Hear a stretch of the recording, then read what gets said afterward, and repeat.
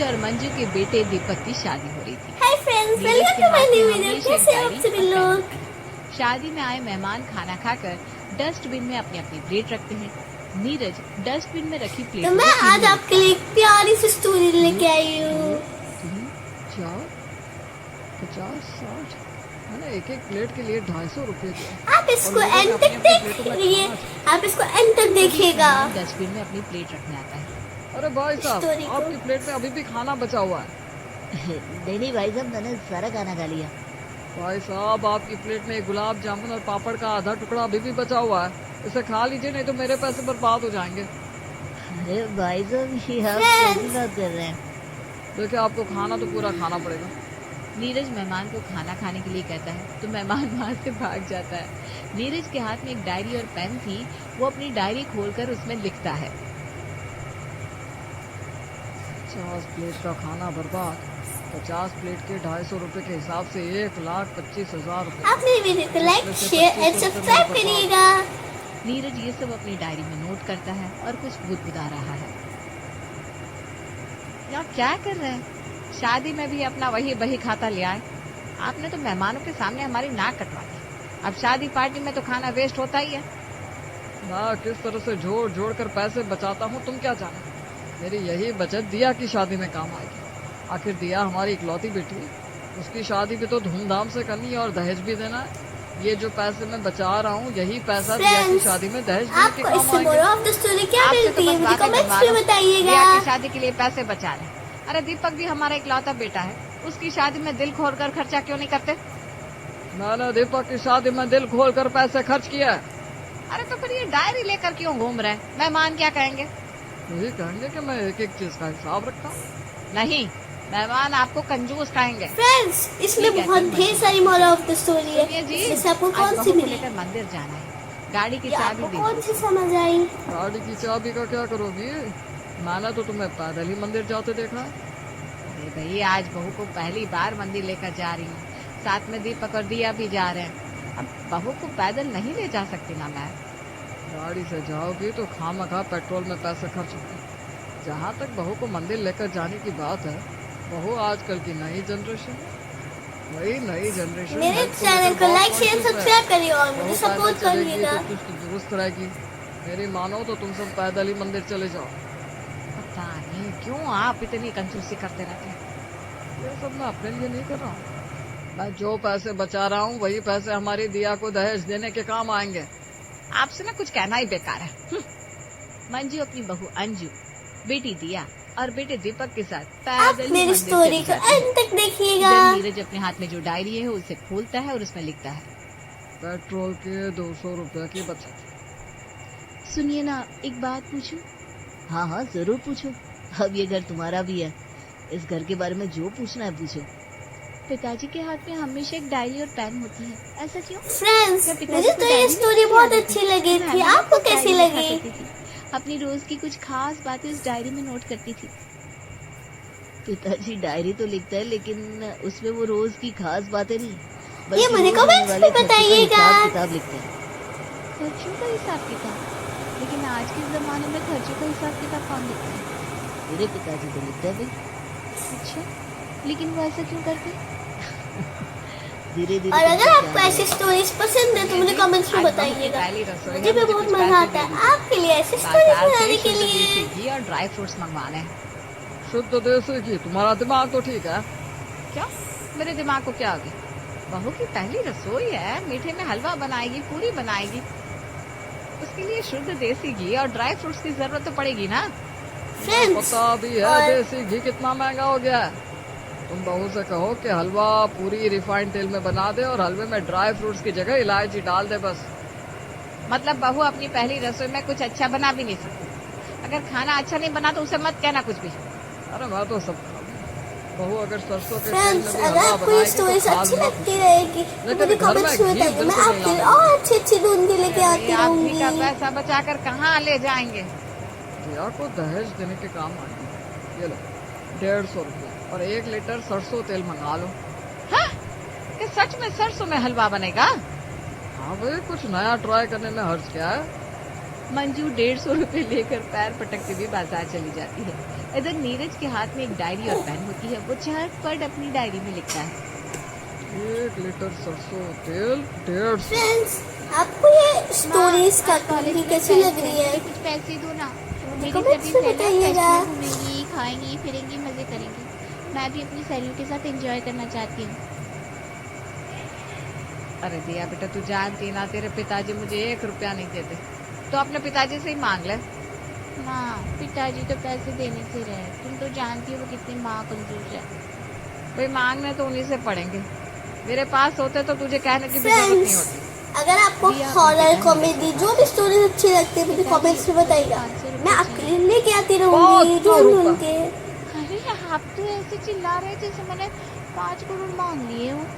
मेरे लिए 500 रुपए 5 करोड़ के बराबर ही है। इतने पैसों का क्या करोगी तुम?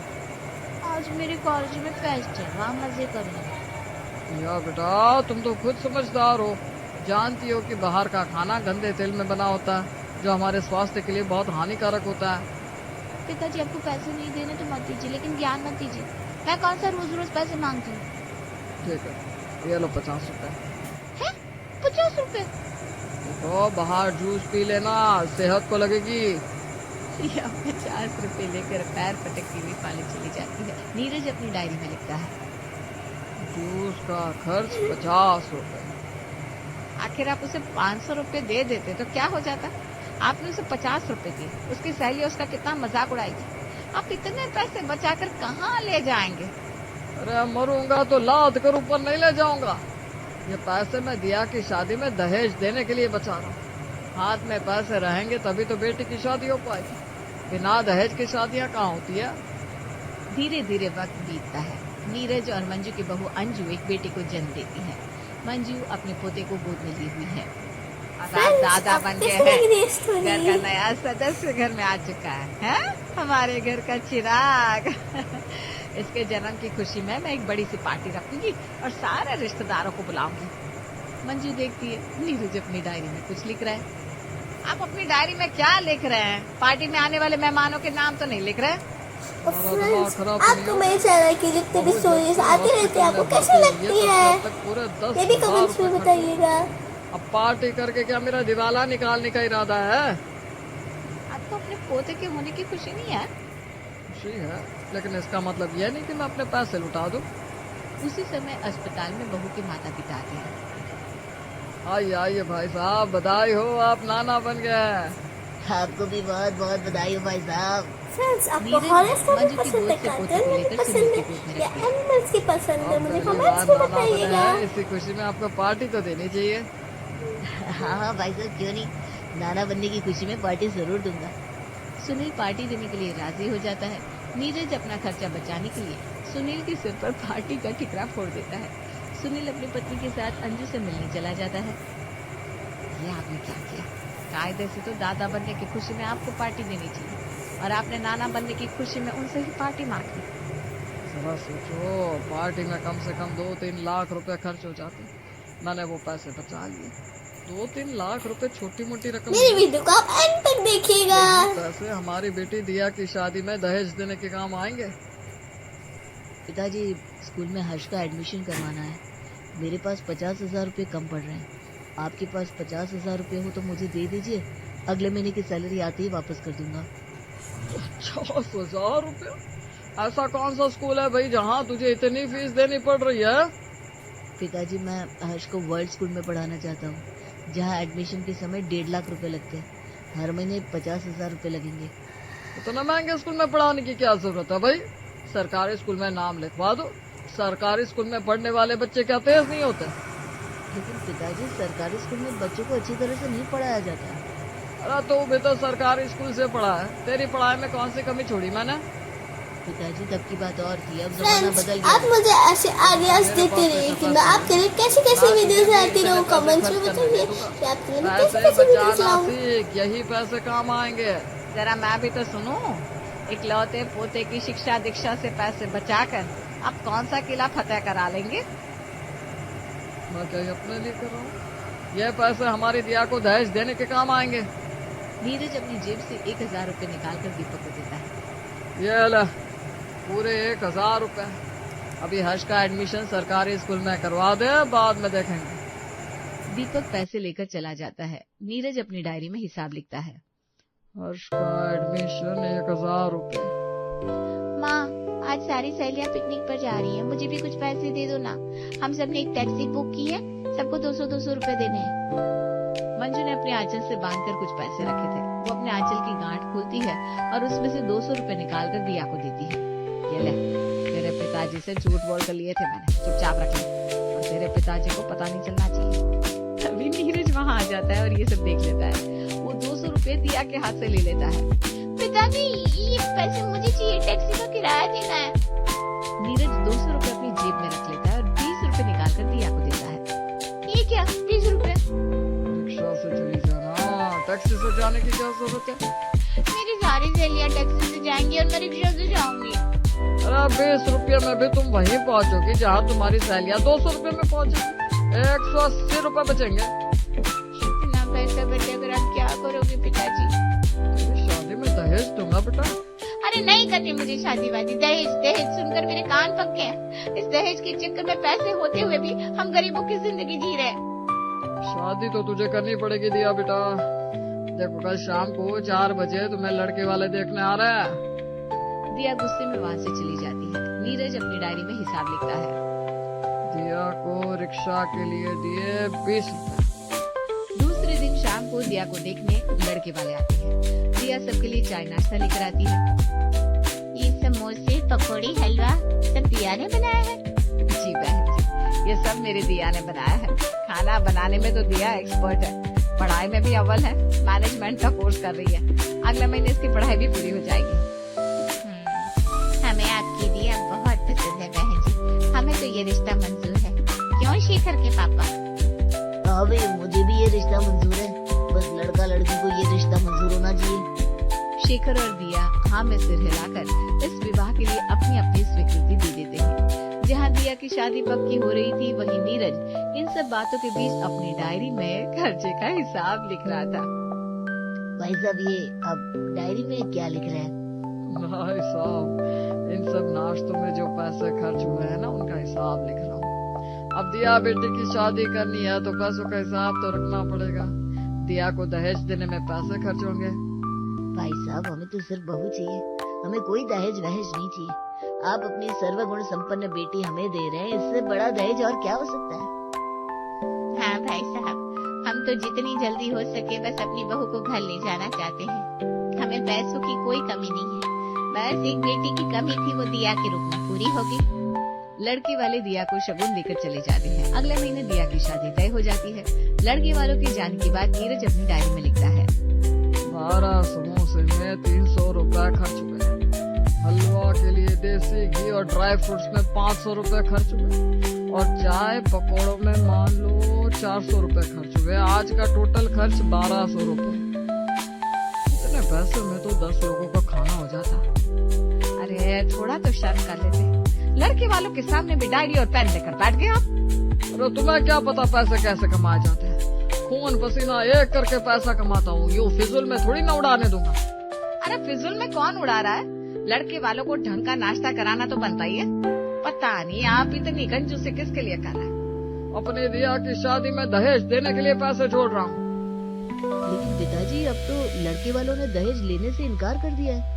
उन्हें तो सिर्फ हमारी दिया चाहिए। आप किसको दहेज देंगे? कान खोल कर सुन लीजिए, दिया की शादी में कोई कंजूसी नहीं चलेगी। दहेज के नाम पर कंजूसी कार करके आपने जो पैसे बचाए हैं, वो पैसे दिया की शादी में आने वाले बाराती और मेहमानों के स्वागत में खर्च होंगे। वक्त बीत जाता है और अगले महीने की वो तारीख भी आ जाती है जिस दिन दिया की शादी थी। शादी में भी नीरज अपने हाथ में डायरी और पेन लेकर घूम रहा था और कंजूसी करने से बाज नहीं आता। वो फूलों की माला वहाँ क्यों रखी हुई है भाई? मालकिन ने फूलों से घर के सारे दरवाजे सजाने को कहा है। फूलों से घर के सारे दरवाजे सजाने की क्या जरूरत है? कमरे के अंदर तो परिवार के लोग ही रहेंगे। तुम सिर्फ बाहर का दरवाजा फूलों से सजा दो। और बाकी के फूलों का क्या करूँ? बाकी के फूल ले जाओ, हमें नहीं चाहिए। फूल वाला फूलों से घर का मुख्य द्वार सजा देता है और बचे हुए फूलों को लेकर चला जाता है। नीरज डायरी में नोट करता है, फूलों की सजावट 500 रुपए। इस इसके बाद वो हलवाई के पास जाता है और उसे सस्ते तेल में खाना बनाने के लिए कहता है। मेरे मालकिन ने खाना महंगे तेल में बनाने के लिए कहा है। अरे तुम्हारी मालकिन को क्या पता पैसे कैसे कमाए जाते हैं। महंगे तेल में खाने का खर्चा पूरा 2 लाख रुपए आएगा। मैंने बाजार से सस्ता तेल मंगवा दिया है, बस आता ही होगा। ये महंगा तेल वापस कर दूंगा। इस तरह हलवाई सस्ते तेल में खाना बनाने के लिए मजबूर हो जाता है। जब शादी में आए सभी बाराती और मेहमान खाना खाने लगते हैं तो तरह तरह की बातें बनाने लगते हैं। यहाँ तक कि दिया के ससुराल वालों को भी खाना अच्छा नहीं लगता। भाई साहब, कम से कम खाना तो ढंग का बनवाते। हमने तो आपसे दहेज भी नहीं लिया। खाना बनवाने के पैसे नहीं थे तो हमसे ले लेते।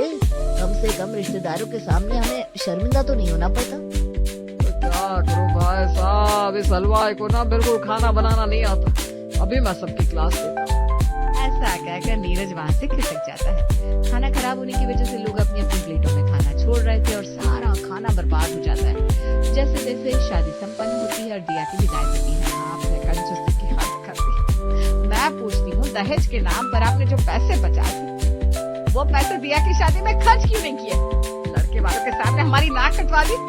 हाँ पिताजी, बारातियों के स्वागत के लिए ना आपने फूल मंगवाया, ना पान और ना मिठाई। मतलब बारातियों का स्वागत चीनी से कौन करता है? आखिर आप इतनी कंजूसी करते क्यों? अरे तुम लोग क्या जानो मैं इतने पैसे किस लिए बचा रहा हूँ। अरे जरा मैं भी तो सुनूं, आखिर आप इतना पैसा किसके लिए बचा रहे हैं? दिया की शादी से पहले तो आपने यही कह कहकर कि दहेज देना है पैसे बचाएं, लेकिन दिया के ससुराल वालों ने दहेज के नाम पर 1 रुपया नहीं लिया। आखिर वो पैसे गए कहाँ?